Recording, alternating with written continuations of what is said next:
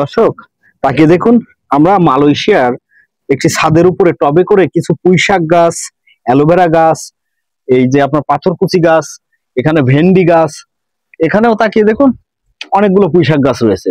শুধু এইগুলো নয়, আমরা যেটাকে রাসবেরি বলে থাকি, তাকিয়ে দেখুন এখানে কিন্তু মানে মহান সৃষ্টিকর্তার কৃপায় কিন্তু এখানে কোনো বীজ বপন করা হয়নি, এটা প্রাকৃতিক ভাবেই এখানে বেড়ে উঠছে গাছটি।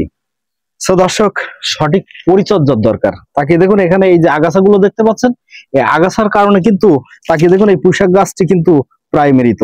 সো দর্শক, এই আগাছা এই পুঁইশাক গাছটাকে ক্রাশ করে ফেলেছে। সো এখান থেকে আমি আজকে আগাছা পরিষ্কার করে দিব। আগাছা পরিষ্কার করে দিলে এই গাছটি অনেক সুন্দর হবে, দেখতেও বেশ চমৎকার দেখাবে, এবং এখান থেকে আপনারা কিন্তু এইভাবে আপনাদের বাসা বাড়ির ছাদে, বেলকনিতে, টবে করে যে গাছগুলো আপনারা রোপণ করবেন তাদেরকে আপনারা সঠিক পরিচর্যা করবেন। সঠিক পরিচর্যা করলে এখান থেকে আপনারা একদম বিষমুক্ত, কীটনাশক মুক্ত সবজি পাবেন। আর এতে কিন্তু কোনো ভেজাল হবে না, কারণ এটা আপনার নিজের পরিচর্যায় রোপণকৃত এই সবজি গাছ। সো এখানে আপনি নিজে যখন পরিচর্যা করবেন, নিশ্চয় আপনি বালাইনাশক ব্যবহার করবেন না। সো সেহেতু এখানে কিন্তু আপনি একদম কীটনাশক মুক্ত একটি সবজি পাবেন। সো দর্শক, যাদের দেখুন, এখন তাকিয়ে দেখুন গাছটি কেমন চকচক করছে, খুব সুন্দর দেখছেন। তবে এই সঠিক পরিচর্যা করতে হবে, কিন্তু শুধু গাছ রোপণ করলে হবে না, সঠিক পরিচর্যা করবেন। পানি এবং জৈব সার বেশি ব্যবহার করবেন। জৈব সার একেবারে প্রাকৃতিক সার, এতে কোনো ভেজাল নাই, আর এটা ভেজাল মুক্ত, যার কারণে আপনারা জৈব সার ব্যবহার করতে পারেন বেশি বেশি। জৈব সার ব্যবহার করলে কি হবে, গাছগুলো শক্তি পাবে।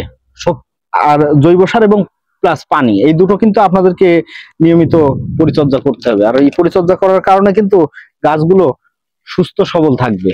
তা না হলে কিন্তু দেখতে পাচ্ছেন আমাদের মতো আমরা যেমন সময় পাই না, যার কারণে গাছগুলো অবহেলায়, অযত্নে গাছগুলো কিন্তু দেখুন নুয়ে পড়েছে।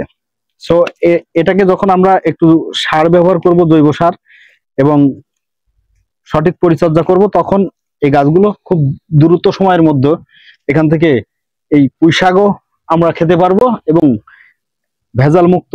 তবে পাশের এই যে গাছটা দেখছেন, পাশের এই যে গাছটা আপনারা দেখছেন, এটা কিন্তু পাথরকুচি গাছ। এই পাথরকুচি গাছের এই পাতা থেকে এই দেখেন কড়ি জন্মায়, আর এই কড়িটা কিন্তু ওখান থেকে আপনি প্রাকৃতিক ভাবে পড়ে যায়, আর পড়ে যাওয়ার পরে যেখানেই পড়ে সেখানেই কিন্তু চারা জন্মে যায়।